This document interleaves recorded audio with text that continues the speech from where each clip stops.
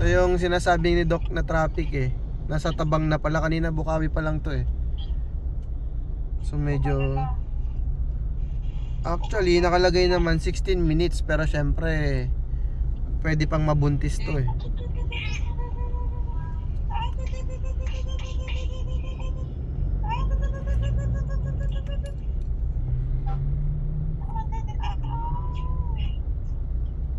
Ayan na, nasa Tabang yung dulo ba. Malayo-layo pa to sa Tolpi eh.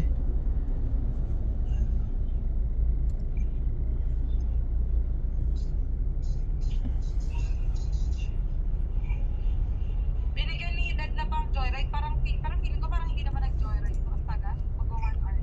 Madidetect naman yun ah. Hindi naman sila yung nag-book ata eh.